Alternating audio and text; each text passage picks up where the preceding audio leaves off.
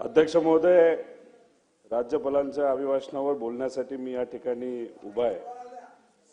सरकार जे राज्यपालांना सांगतं ते राज्यपाल भाषणाच्या माध्यमातून आपले मन त्या ठिकाणी व्यक्त करत असतात।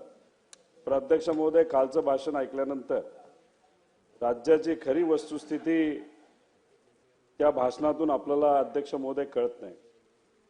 अध्यक्ष महोदय, वेळ कमी असल्यामुळे थोडक्यात बोलण्याचा प्रयत्न या ठिकाणी मी करतो।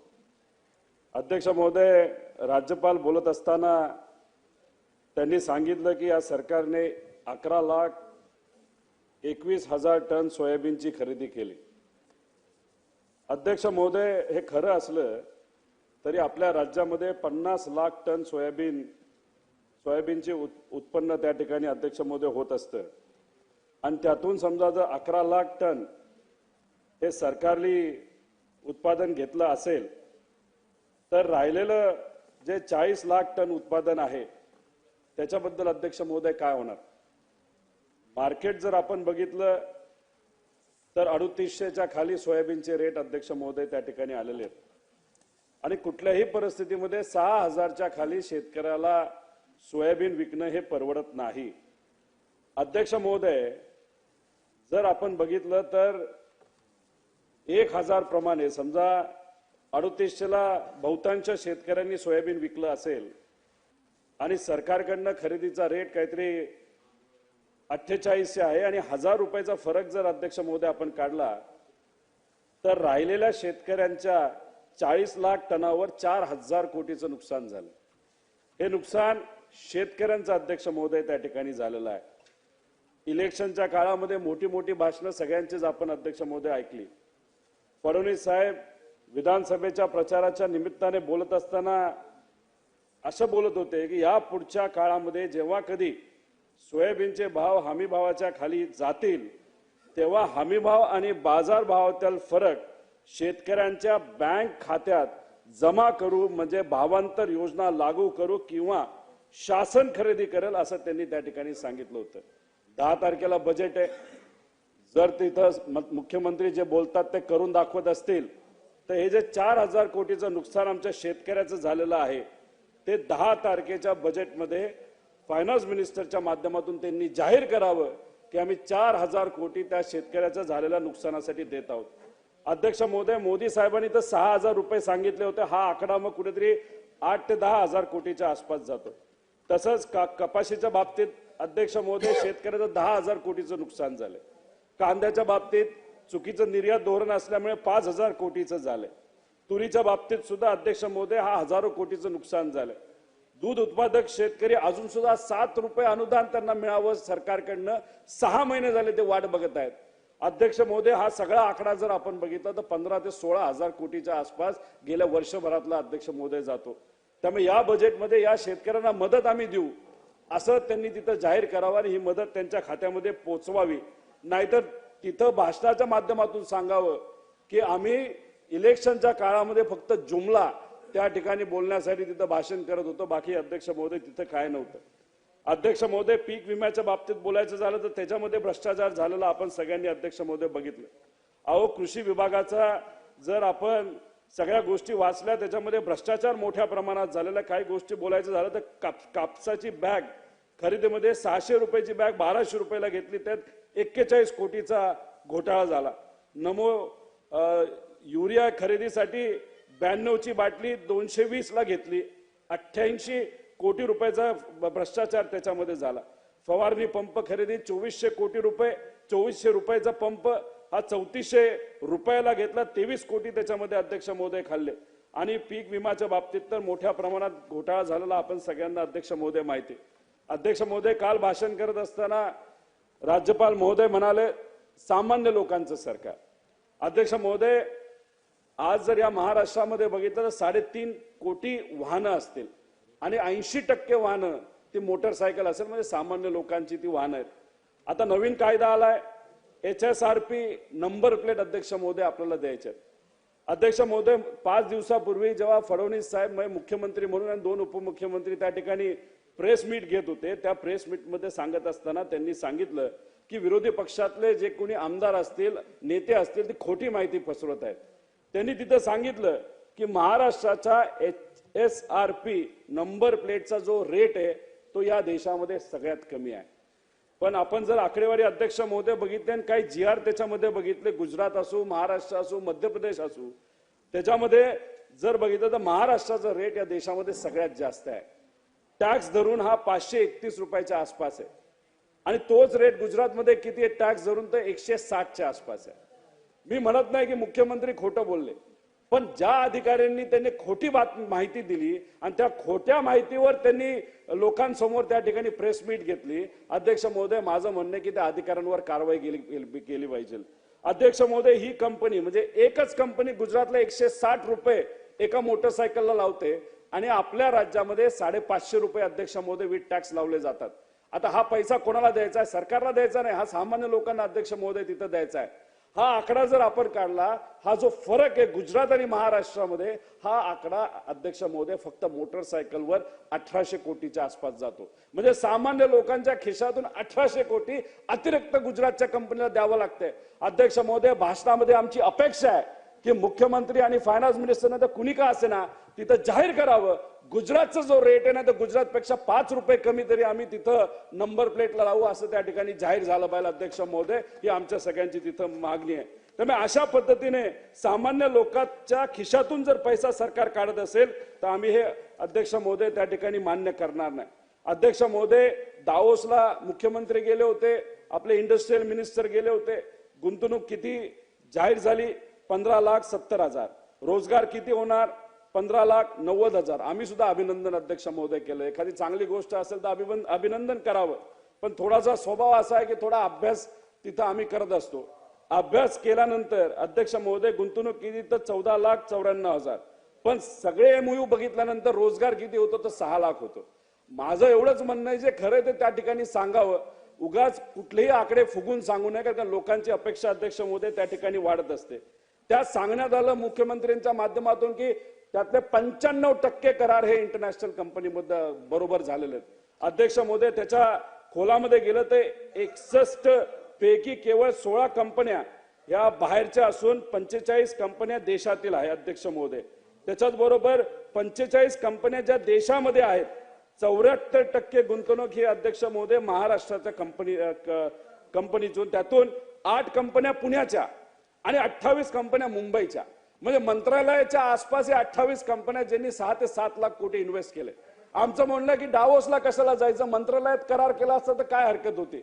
अध्यक्ष महोदय, हे म्हणण्याचं कारण डावोससाठी आपण वर्षभर थांबतो, करार वर्षभर थांबतात, त्याच्यापेक्षा इथल्या इथं आपण प्रेस मीट घ्यायची, इथल्या इथं करार करायचा, विषय संपायचा. देशातली सगळ्यात मोठी कंपनी, त्यांचे मालक मुंबईत, आपले मुख्यमंत्री आणि इंडस्ट्रियल मिनिस्टर हे डावोसमध्ये, आणि इथल्या कंपनीचे मालक व्हिडिओ कॉन्फरन्सिंगच्या माध्यमातून डावोसमध्ये आपल्या मंत्र्यांशी बोलतात आणि तिथं करार करतात. कशाला इथं करार केला असता तर काय हरकत झाली असती. अध्यक्ष महोदय, त्याच्याच बरोबर आमची अशी मागणी आहे की मेक इन महाराष्ट्र नाहीतर मॅग्नेटिक महाराष्ट्र जो पूर्वीच्या काळामध्ये बीजेपीच्या काळामध्येच त्या ठिकाणी घेतलं जात होतं, ते परत एकदा घ्यायला काय हरकत आहे. अध्यक्ष महोदय, छोट्या छोट्या राज्याच्या बाबतीत बघितलं, उत्कर्ष उडीसा म्हणजे 28 जानेवारी तो 29 जानेवारी हा कार्यक्रम झाला. 16 लाख कोटीची इन्व्हेस्टमेंट. अध्यक्ष महोदय, संपलं, जास्त घेत नाही कारण विषय कमी केलेले आहेत. कर्नाटकामध्ये 10 लाख कोटी, तमिळनाडूमध्ये 6 लाख कोटी, बंगालमध्ये 4.5 लाख, इन्व्हेस्ट केरला 1.5 लाख, इन्व्हेस्टमेंट मध्य प्रदेश 22 लाख. आमचं म्हणणं आहे की महाराष्ट्रामध्ये सुद्धा मॅग्नेटिक महाराष्ट्र नाही तर जो कुठला कार्यक्रम तो लवकरात लवकर घेऊन इथे इन्व्हेस्टमेंट जास्तीत जास्त कशी होईल यासाठी अध्यक्ष महोदय प्रयत्न करायचा. अध्यक्ष महोदय, महत्वाचा आणि 1 मिनिटाचा विषय. अध्यक्ष महोदय, आमच्या सगळ्यांची मागणी आहे की हा जो प्रशांत कोरटकर आहे, कारण का भाषणामध्ये बोलत असताना महामानवांचा आदर केला पाहिजे असं तिथं गव्हर्नर साहेबांनी अध्यक्ष महोदय सांगितलं. तर मग आमचं म्हणणं आहे की हा प्रशांत कोरटकर कोण आहे, एवढा महत्वाचा माणूस कधीपासून झाला अध्यक्ष महोदय. म्हणजे छत्रपती शिवाजी महाराजांच्या विरोधात त्यांनी अतिशय खालच्या लेवलला जाऊन बोलले, छत्रपती संभाजी राजांच्या साठी अतिशय खालच्या लेवलला जाऊन तो माणूस बोलला आणि त्याला तिथं सिक्युरिटी दिली, पोलीस प्रोटेक्शन त्याच्या घराला दिलं. त्या पोलीस प्रोटेक्शनच्या मधून निघून तो मध्य प्रदेशमध्ये जातो. आता मध्य प्रदेशमध्ये भाजपचं सरकार, इथं सुद्धा भाजप आणि मित्र पक्षाचं सरकार. मग इथून एखादा फोन तुम्ही भाजपच्या मुख्यमंत्र्याला मध्य प्रदेशचा फोन करून त्या कोरटकरला पकडायला अध्यक्ष महोदय काय जातंय. तसंच तो राहुल सोलापूर कोण लागला, छत्रपती शिवाजी महाराजांच्या बद्दल काय काय नाही बोलला आणि 10 दिवसानंतर त्याला पुणे महानगरपालिकेमध्ये पद दिलं. अहो काय करतोय आपण? महामानवांच्या विरोधात बोललं तर तुम्ही त्यांना आवड करता, बक्षीस देता. ही प्रथा अध्यक्ष महोदय योग्य ठरणार नाही. मुख्यमंत्री आणि सगळे मंत्री हे आता छावा पिक्चर बघण्यासाठी गेलेले आहेत. ठीक आहे, सगळ्यांनी बघितला पाहिजे, आम्ही सुद्धा बघितलेला आहे. पण अध्यक्ष महोदय आमचं एवढंच म्हणणं आहे की छावा पिक्चर बघत असताना छत्रपती संभाजी राजांच्या बद्दल हा प्रशांत करोटकरच्या खालच्या लेवलला जाऊन बोलला असेल तर त्याला जेलमध्ये पुढच्या 2 दिवसामध्ये टाकलंच पाहिजे आणि त्या सोलापूरला सुद्धा टाकलंच पाहिजे अशी आमच्या सगळ्यांची मागणी. अध्यक्ष महोदय इतका मोठा माणूस आहे, सीबीआय आणि ईडी यांनी ज्या गाड्या त्या ठिकाणी अध्यक्ष महोदय ह्या ताब्यात घेतल्या होत्या, तो जो कोण काय त्याचं नाव मोठेवार 4000 कोटीचा घोटाळा केलाय, त्याच्या गाड्या ह्या ईडी आणि सीबीआय कडे होत्या. पण हे कोण वापरते अध्यक्ष महोदय? हा कोटेवार वापरतो. काय नाव आहे? कोरटकर. मी इतकं मूर्ख माणूस आहे की त्याचं नाव सुद्धा आठवत नाही अध्यक्ष महोदय. आणि हा गाड्या तो वापरतो. मग आम्ही हा विषय मांडल्यानंतर आता सीबीआयने कुठेतरी ऍक्शन त्याच्यावर घेतली. आता सीबीआयने दिल्लीत राहून ऍक्शन घेतली, पण आपल्या राज्यामध्ये आपलं मंत्रालय त्या ठिकाणी ऍक्शन घेत नाही. त्यामुळे अध्यक्ष महोदय विनंती करतो मुख्यमंत्री आणि सर्व नेत्यांना की या कोरटकर आणि राहुल सोलापूरकर याच्यावर अध्यक्ष महोदय कारवाई झाली. काय झालं? काय चुकीची माहिती याच्यामध्ये? अध्यक्ष महोदय काय चुकीची माहिती आहे? मंत्री महोदय माननीय मुख्यमंत्री साहेब सातत्याने बोलतायत, कारवाई सुरू आहे. अहो महाराजांना जाणता राजा बोलू नका हे कोणी म्हटलं हे पहिल्यांदा विचारा. हे मोठ्या शिवाजी महाराजांबद्दल मोठं प्रेम दाखवतायत ना.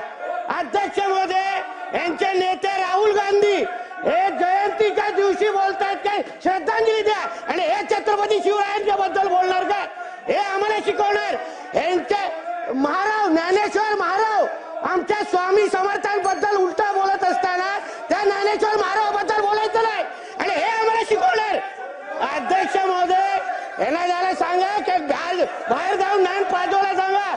आमचं सरकार अध्यक्ष महोदय आमचे सरकार योग्य पद्धतीने कारवाई करते. जो छत्रपती शिवाजी महाराजांबद्दल बोले त्याला आमचं सरकार सोडणार नाही. हे आमची भूमिका आहे. आम्हाला काय शिकवत आहे? जाणता राजा कोण म्हणू नये सांगा, विचारा. आपल्या आजोबांना जाऊन विचारा पहिला. आपल्या आजोबांना जाऊन विचारा पहिला. आम्हाला काय शिकवत आहे? आम्हाला शिकवता काय? पहिला जाणता राजा म्हणू नका. पहिला आपला सन्माननीय सदस्य खाली बसून घ्या. सर्व सन्माननीय सदस्यांनी खाली बसून घ्यावं. आम्हाला सांगू नका. उगाचच्या चुकीची माहिती येता कामा नये. हे का आता आम्हाला शिकवणार काय? पहिला जाऊन आपल्या आजोबांना जाऊन शिकवा. उगाचच्या इथे बोल बडबडत नाही करायचं. आमचं सरकार अध्यक्ष महोदय छत्रपती शिवाजी महाराज सन्माननीय सदस्य बसून घ्या. तुम्ही बसून घ्या. तुम्ही बसून घ्या. आमचं सरकार आमच्या देवाभाऊचं सरकार त्याला सोडणार नाही हा शब्द आम्ही तुम्हाला ते देतो. आणि हे आम्हाला शिकवतायत कुठे? हे आम्हाला जाणता छत्रपती शिवरायांना जाणता राजा म्हणू नका. कोण म्हटलेलं बोलायला विचारा. राहुल गांधी जयंतीच्या निमित्ताने श्रद्धांजली वाहतात आणि आम्हाला शिकवतात. जितेंद्र आव्हाड त्या काट्या औरंग्याबद्दल तो बोलतो औरंग्या होता म्हणून शिवाजी महाराज होते. हे आम्हाला शिकवणार? यांना सांगा विषयावर बोलायला. सर्व सन्माननीय सदस्य बसून घ्या. बसून घ्या तुम्ही. कर्जतला स्वतः कधी रायगडला गेलेले होते का? आम्हाला शिकवतात. अध्यक्ष महोदय मुद्द्यावर बोलायला सांगा. बसून घ्या सन्माननीय सदस्य. आम्ही ऐकतोय गपचूप, जास्त बोलायला नको. पंडित जवाहरलाल नेहरू बोला. हो, राहुल गांधी जयंतीच्या दिवशी श्रद्धांजली वाहताना काय बोलत नाहीत आणि आम्हाला शिकवतात काय? आम्हाला शिकवतात. यांना सांगा मुद्द्यावर बोलायला सांगा. अध्यक्ष महोदय आम्ही विषय सोडून बोलायला. सन्माननीय सदस्य बसून घ्या. 2 मिनिटं बसून घ्या. अध्यक्ष महोदय कोण लागून गेला तो कोलटकर त्याला निश्चित कारवाई करणार. पण त्या ज्ञानेश्वर महारावनी यांच्या उपस्थितीमध्ये स्वामी समर्थांबद्दल काय बोलले तेव्हा यांना सुचलं नाही काय? त्याला सुचलं नाही. इथे येऊन डायलॉगबाजी चालू आहे. अध्यक्ष महोदय सर्व सन्माननीय सदस्यांना विनंती बसून घ्या. जागेवर बसून घ्या. पटलावून काढून टाका नाही तर उगाय आम्हाला शिकवतायत. बसा सर्व बसा. सर्व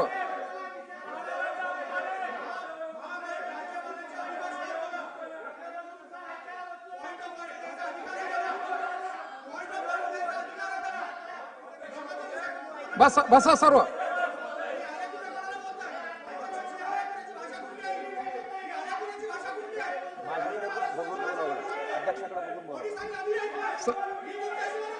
सन्मान्य सदस्य सन्मान्य सदस्य इकडे पाहून बोला. अध्यक्ष इकडे महोदय, पाहून बोला. इकडे पाहून बोला. सन्मान्य अध्यक्ष सदस्य महोदय. बसा. अरे तुम्ही पण सांगणार. इकडे पाहून बोला. इकडे पाहून बोला. अध्यक्ष महोदय आमचं एवढंच बोलले, आम्हाला चला कन्क्लूड अध्यक्ष करा. महोदय गोंधळ घालून मुख्य विषयापासून आम्हाला दूर जायचं नाही. Conclude करा, सर. आम्हाला पर्सनली कुठेच काय गोष्टी घ्यायच्या नाही. अध्यक्ष महोदय अख्ख्या महाराष्ट्राला हा जो प्रशांत कोरटकरे ज्या पद्धतीने छत्रपती शिवाजी महाराज आणि छत्रपती संभाजीराजांबद्दल बोललाय, राहुल सोलापूरकर ज्या पद्धतीने बोललाय, अख्ख्या महाराष्ट्राने बघितलं. सन्माननीय सदस्य पर्सनली अनिल अध्यक्ष महोदय या मांगुळकर. दोघांवर कारवाई झाली पाहिजे, एवढीच आमच्या सगळ्यांची मागणी आहे. सन्मान्य सदस्य अनिल अरे मांगुळकर. घरापर्यंत नाही गेलो तुमच्या, आम्ही घरापर्यंत काय जाताय तुम्ही माझ्या आवाजाबद्दल काय? बसा. सन्मान्य सदस्य बसून या. बसून या. तुम्ही बसून या. सन्मान्य सदस्य अनिल मांगुळकर.